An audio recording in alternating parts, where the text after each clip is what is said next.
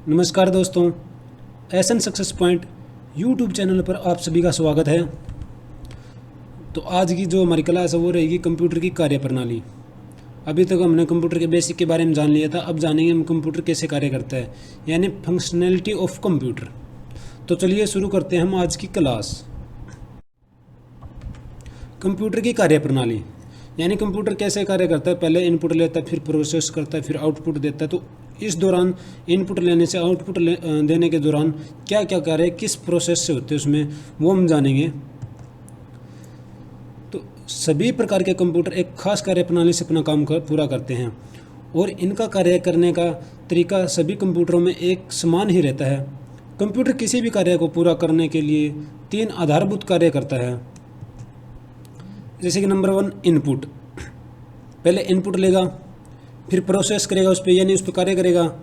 फिर आता है आउटपुट, यानी आउटपुट देगा, रिजल्ट देगा। तो रिजल्ट कैसे देगा जानते हैं। जैसे कि आपको डायग्राम दिख रहा है, सबसे पहले इनपुट में इसने कैमरे में जो पिक्चर है वो कैप्चर की। उसके बाद प्रोसेस होने के लिए कंप्यूटर के अंदर जाता है। उसके बाद प्रिंटर पे आउटपुट आता है। अब दोबारा से देखो ये चित्र पे, देखो कैमरे पे क्लिक हुआ, फिर ये प्रोसेसर में आया यानी कंप्यूटर में आया। उसके बाद इसने प्रिंट कर दिया। यानी पहले इनपुट लेता है, फिर प्रोसेस होता है उस पर, फिर आउटपुट होता है। उसके बाद है नेक्स्ट जो डायग्राम दिख रहा है आपको, फंक्शंस ऑफ कंप्यूटर। इसमें दिख रहा है कि डाटा इनपुट कैसे होता है। माउस से, कीबोर्ड, वेबकैम, माइक्रोफोन, इनसे डाटा इनपुट हो रहा है। उसके बाद डाटा की प्रोसेसिंग होती है। डाटा की प्रोसेसिंग सीपीयू में होती है। सीपीयू के अंदर जो बॉक्स होता है, हम बेसिकली उसको सीपीयू बोल देते हैं, लेकिन सीपीयू वो नहीं होता। सीपीयू एक चिप होती है और सीपीयू के अंदर मेन रूप से 3 चीज़ें होती है। Control unit, arithmetic logic unit यानी एएलयू और मेमोरी। ये 3 चीज़ें होती हैं जो इस पर कार्य करती है, जिनको हम आगे एक्सप्लेन करेंगे कैसे कैसे ये कार्य करते हैं। उसके बाद पूरा कार्य होने के बाद, प्रोसेस होने के बाद, फिर हमारे को आउटपुट देता है इन्फॉर्मेशन के रूप में, यानी मॉनिटर, प्रिंटर, स्पीकर, हेडफोन्स, इनके द्वारा हमारे को आउटपुट प्राप्त होता है इनका। इसके बाद है इनपुट यानी लेना। कंप्यूटर डाटा लेता कैसे हमारे से, इनपुट हम कैसे कर पाते हैं। तो कंप्यूटर कोई भी कार्य अपने आप नहीं कर सकता। वह पहले यूजर से इनपुट लेता है, उसके बाद इनपुट के आधार पर अगला कदम बढ़ाता है। यानी अगर मान के चलो कि अगर मैं आपको अगर कोई क्वेश्चन देता हूँ कि आपको ये क्वेश्चन करना है, तो जो मैं क्वेश्चन आपको दे रहा हूँ वो आपके लिए इनपुट है। अब मैं उसको आपको बोल के भी दे सकता हूँ, आपको लिख के भी दे सकता हूँ, या किसी भी फॉर्म में दूँ तो वो आपके लिए इनपुट रहेगा। जब आप उस पर कार्य करते हो तो वो आप उस पर प्रोसेसर कर रहे हो। प्रोसेस आपने कैसे, मतलब उसके बारे में आप समझ रहे हो। अगर कोई जैसे कि सवाल है कोई, उस पर आप मल्टीपल कर रहे हो या प्लस माइनस कर रहे हो, तो वो प्रोसेस कर रहे हो आप। तो इनपुट क्या होता है। इनपुट किसी कार्य से संबंधित निर्देश या डाटा होता है जिसे इनपुट डिवाइस जैसे keyboard, mouse, scanner, light pen आदि द्वारा इनपुट किया जाता है। जैसे कि ये हमारे पास इनपुट डिवाइसेज हैं, कीबोर्ड है या इससे हम डाटा इनपुट करते हैं, माउस है, ट्रैक बॉल है, ग्राफिक पैड है, स्कैनर है, digital camera, webcam, joystick, microphone, ये सभी हमारे इनपुट डिवाइसेज हैं। और इनपुट डिवाइसेज और आउटपुट डिवाइसेज के बारे में हम बाद में पूरे एक्सप्लेन भी करेंगे, जो अगली क्लास होगी उसमें डिटेल से जानेंगे। इसके बाद हमारा डाटा प्रोसेस करना, यानी अगर मैंने आपको दे रखा है कि 4 गुना 5 कितने होते हैं, तो आपको पता है 4 पंजे 20 होते हैं।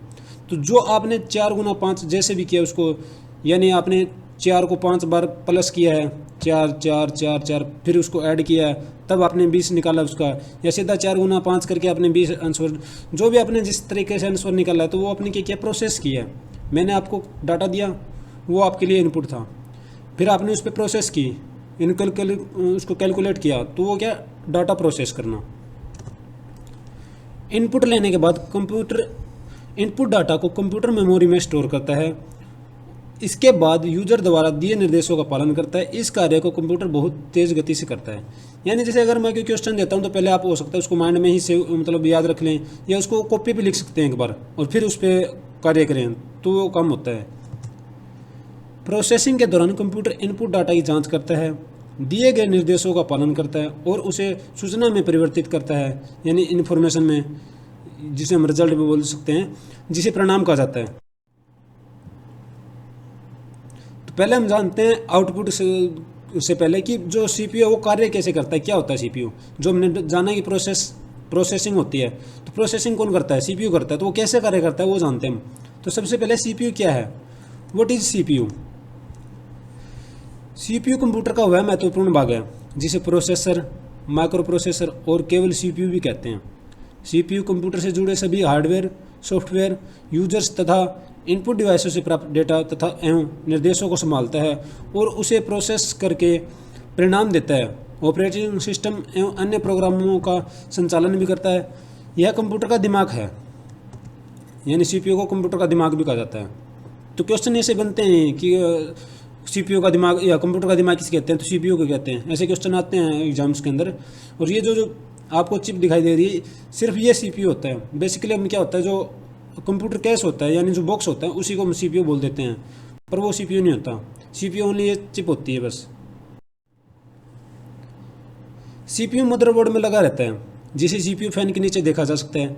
इसके अन्य पार्ट्स जैसे एएलयू, कैश मेमोरी, इसको इंग्लिश में कैचे कहते हैं, बाकी हिंदी में कैश कहते हैं इसको। एएलयू, कैश मेमोरी, रजिस्टर भी इसी के अंदर होती है। सीपीयू अपना कार्य 3 सहायक उपकरणों की सहायता से पूरा करता है, जिनके नाम नीचे दिए जा रहे हैं, जैसे कि मेमोरी, उसके बाद है कंट्रोल यूनिट, उसके बाद एएलयू। यानी सीपीयू के अंदर ये 3 चीज़ें होती हैं, मेमोरी होती है, कंट्रोल यूनिट और एएलयू होता है। अब जानते हैं मेमोरी, कंट्रोल यूनिट और एएलयू कैसे कार्य करते हैं, इनका क्या कार्य होता है। तो सबसे पहले आता है हमारा मेमोरी, यानी जो डाटा स्टोर करता है, जहाँ पे भी हमारा डाटा स्टोर होता है तो वो मेमोरी है। मेमोरी के अंदर डाटा स्टोर होता है। मेमोरी को आप कंप्यूटर का गोदाम या भंडार घर भी समझ सकते हैं। इसमें डाटा को स्टोर किया जाता है। सीपीयू प्राप्त निर्देशों और डाटा को पहले अपनी स्मृति यानी मेमोरी में भंडारित करता है और फिर दोबारा डाटा को प्रोसेस करने के बाद भी उसे मेमोरी में स्टोर करता है, जिसे यूज़र कभी भी इस्तेमाल कर सकता है। यानी सबसे पहले जैसे हम कमांड देते हैं, कोई भी डाटा इनपुट करते हैं कंप्यूटर में, वो एक बार के लिए मेमोरी में सेव होता है, उसके बाद उस पर प्रोसेस होता है, उसके बाद हो सकता है हम डायरेक्ट उसको आउटपुट के रूप में ले लें या दोबारा से सेव कर लें उसको, ताकि भविष्य में भी हमारे वो काम आ जाए। इस कार्य के लिए कंप्यूटर अलग अलग मेमोरी काम में लेता है। जिस मेमोरी में अनप्रोसेस्ड डाटा यानी इनपुट रखा जाता है उसे प्राथमिक मेमोरी कहा जाता है, यानी रैम कहा जाता है। यानी जैसे हमने शुरू में डाटा डाला तो सबसे पहले प्रोसेस होने से पहले रैम के अंदर जाता है। प्रोसेस तभी होगा ना, उसके पास डाटा स्टोर रहेगा, उसको याद रहेगा कि इसने कमांड क्या दी है। अब मान लो मैंने अगर आपको देता हूँ 2 पंजे 10 होते हैं, आपको ये ध्यान ही नहीं है कि मैंने 2 पंजे पूछा आपसे, तो आपको काम नहीं कर पाओ, यानी उसको सेव करना होता है पहले। तो वो जो सेव करता है वो होता है प्राइमरी मेमोरी, और जिसे रैम कहते हैं, रैंडम एक्सेस मेमोरी। और जिस मेमोरी में प्रोसेस्ड डाटा यानी आउटपुट, यानी जिस पे हम काम कर लेते हैं, काम करने के बाद आउटपुट के लिए भेजते हैं, तब डाटा को जो रखते हैं प्रोसेस्ड डाटा यानी आउटपुट भेजा जाता है, उसे द्वितीयक मेमोरी यानी रोम कहा जाता है, रीड ओनली मेमोरी। तो ये हमारा। उसके बाद है कंट्रोल यूनिट। जो कंट्रोल यूनिट है वो क्या कार्य करता है, कंप्यूटर के जितने पार्ट्स होते हैं, कंप्यूटर्स के अंदर जितनी भी प्रोसेसिंग होती है, उनको कंट्रोल जो करता है वो कंट्रोल यूनिट से कंट्रोल होते हैं। जो सॉफ्टवेयर हार्डवेयर को कंट्रोल करने का कार्य होता है वो कंट्रोल यूनिट, जिसे सीयू यानी शॉर्ट फॉर्म है सीयू, कंट्रोल यूनिट भी बोलते हैं, कंप्यूटर का मैनेजर होता है जो सभी ऑपरेशंस को नियंत्रित करता है। Control unit memory, logical unit input and output डिवाइसों को बताता है कि किसी प्रोग्राम से प्राप्त निर्देशों का किस प्रकार पालन करना है। यह मेमोरी से निर्देश प्राप्त करती है और उसे डिकोड करके सेंट्रल प्रोसेस यानी सीपीयू को भेज देती है। फिर उस पर्टिकुलर इवेंट को प्रोसेस किया जाता है और यह प्रक्रिया चलती रहती है। यानी जो कंट्रोल यूनिट का काम है ये इसी का है, प्रोसेस की जो प्रक्रिया उसको चलाने का। इसके बाद नेक्स्ट हमारा आता है एएलयू, अर्थमेटिक लॉजिक यूनिट, यानी जो गणना का कार्य होता है, गणितीय जो कार्य होता है वर्क, वो एएलयू करता है। एएलयू का पूरा नाम अर्थमेटिक लॉजिक यूनिट है। यह यूनिट सिर्फ 2 कार्य करती है, पहला डाटा पर गणितीय क्रिया करना और दूसरा परिणाम देना। इन डेटा पर गणितीय कार्य करना और परिणाम देना ये एएलयू के कार्य होते हैं। एएलयू सीपीयू की सबसे कॉम्प्लेक्स और इम्पोर्टेंट पार्ट इकाई होती है। अर्थमेटिक लॉजिक यूनिट गणितीय क्रियाओं में जोड़, घटाव गुणा, भाग आदि करता है और निर्णय देने के लिए डाटा का मिलान, तुलना करना, छांटना आदि कार्य करता है। फिर किसी निर्णय पर पहुंचता है जिसे आउटपुट कहा जाता है। एक काम पूरा होने के बाद पुनः दूसरा काम करने के लिए यह प्रक्रिया दोहराई जाती है। यानी एएलयू है, पहले क्या करता है, जोड़ घटा करता है, फिर उसका क्रॉस चेक भी करता है उसको कि जो कार्य हम कर रहे हैं, तभी तो जो हमारा कंप्यूटर वो डाटा हमेशा मतलब करेक्ट डाटा देता है, कभी भी इनकरेक्ट नहीं होता। अगर हमसे कोई गलती होती है अलग बात है, वरना जो हम डालते हैं उसी पे प्रोसेस करके और करेक्ट डाटा देता है। तो वो इसी मतलब एएलयू के द्वारा किया जाता है कि उसको क्रॉस चेक करके फिर उसको आउटपुट दिया जाता है। उसके बाद सीपीयू है। सीपीयू के अंदर कोर्स होते हैं, हम बोलते हैं जैसे कि ड्यूल कोर है, कौन सा, जैसे लैपटॉप या पीसी लेने जाते हैं तो पूछते हैं कि कौन सा कोर है, तो ये कोर होता है। तो जानते हैं कि सीपीयू कोर क्या होते हैं। सीपीयू कोर्स, प्रत्येक सीपीयू कम से कम एक प्रोसेसर से बना है जो सभी प्रोसेसिंग करता है। बहुत दिनों तक सीपीयू को सिंगल प्रोसेसर से ही काम चलाना पड़ा, यानी एक चिप से, यानी एक जो प्रोसेसर है उससे ही काम चलाना पड़ा। इस प्रोसेसर को ही प्रोसेसिंग कोर कहते हैं, यानी जो प्रोसेसर होता है उसी को प्रोसेसिंग कोर कहते हैं। अब ये कितने प्रोसेसर से मिलकर बनी है वो हम आगे डिफाइन करते हैं, उसी हिसाब से कोर्स बने होते हैं, यानी बंटे होते हैं।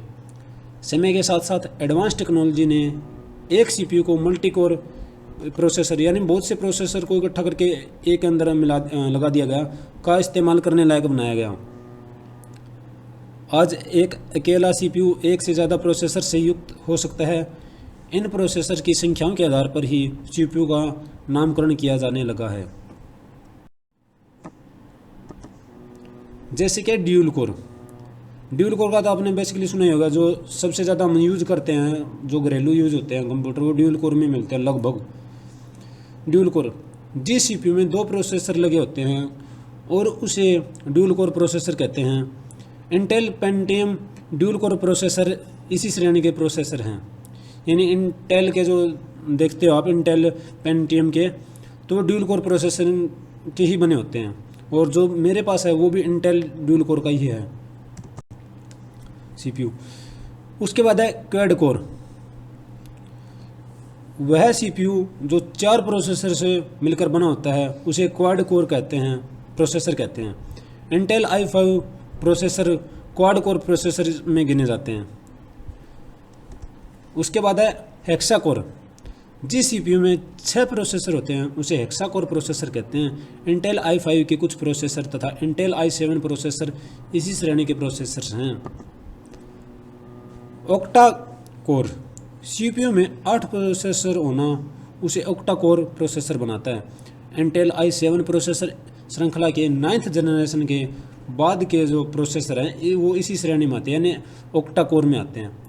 तो जो कोर्स होते हैं वो 4 प्रकार के होते हैं: dual core computer, quad core computer, hexa core computer और ऑक्टा कोर कंप्यूटर।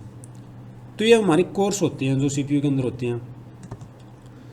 उसके बाद एक बात ध्यान रखनी होगी, अक्सर लोग सीपीयू तथा प्रोसेसर को एक ही मान लेते हैं, जो गलत है। यानी हम क्या करते हैं, सीपीयू को भी एक मानते हैं। सबसे पहले तो गलती हम यही करते हैं कि हम जो पूरा बॉक्स होता है उसी को हम सीपीयू मान लेते हैं, हालांकि वो सीपीयू नहीं होता। उसके बाद जो हमने चिप दिखाई हम उसको भी सीपीयू और प्रोसेसर उसी को मान लेते हैं, लेकिन वो सीपीयू है। सीपीयू के अंदर प्रोसेसर होता है। जो हमने चिप देखी थी वो सीपीयू था और उसके अंदर प्रोसेसर होते हैं। तो अक्सर लोग सीपीयू तथा प्रोसेसर को एक ही मान लेते हैं, जो गलत है। असल में सीपीयू के भीतर प्रोसेसर मौजूद होता है जो प्रोसेसिंग यूनिट कहलाती है। इसे ही कोर भी कहते हैं। एक सीपीयू के अंदर मल्टी कोर स्थित हो सकते हैं, यानी जिस बॉक्स को हम सीपीयू बोलते हैं वो सीपीयू नहीं होता, वो कंप्यूटर कोर होता है। उसके अंदर एक जो चिप होती है वो सीपीयू होता है, और जो चिप के अंदर जो आईसीज लगी होती है, जो डिवाइसेज लगी होती हैं छोटी छोटी पार्ट्स, वो प्रोसेसर होते हैं। तो ये हमने जाना आज की क्लास, यानी सीपीयू जो है क्या है। इसके बाद हमने इनपुट ले लिया था, प्रोसेसिंग कर ली सीपीयू के द्वारा। अब हम जानते हैं कि आउटपुट, तो सबसे लास्ट में आउटपुट आता है हमारे को, जो प्रोसेसिंग होगी तो अब आउटपुट देगा वो हमारे को। तो जो रिजल्ट होता है वो आउटपुट होता है। डाटा को प्रोसेस करने के बाद कंप्यूटर रिजल्ट देता है, उसी परिणाम को ही आउटपुट कहा जाता है। कंप्यूटर रिजल्ट को दिखाने के लिए आउटपुट डिवाइस का सहारा लेता है। आउटपुट डिवाइसेज में सबसे प्रमुख मॉनिटर या डिस्प्ले होती है जिसके ऊपर आउटपुट शो होता है। इसके अलावा प्रिंटर्स, स्पीकर भी अन्य प्रमुख आउटपुट डिवाइसेज हैं, जैसे कि आपने सामने मॉनिटर है, प्रिंटर है, स्पीकर है, हेडफोन्स है, प्रोजेक्टर, प्लॉटर, ये सब डिवाइसेज हैं। तो ये हमने जाना कि कंप्यूटर कैसे कार्य करता है, यानी इनपुट कैसे लेता है, उसके बाद उस पर प्रोसेसर करता है, उसके बाद हमारे को रिजल्ट देता है। तो मेनली 3 काम ये कंप्यूटर है वो करता है। तो आज की क्लास में हमने जाना, नेक्स्ट क्लास में हम एक बेटर क्लास और लेकर आएंगे। तो मिलते हैं नेक्स्ट क्लास में, तब तक वीडियो को आप लाइक करिए, शेयर करिए, और अगर चैनल पर नए हैं तो चैनल को प्लीज़ सब्सक्राइब करें। Thank you. जय हिंद, जय भारत।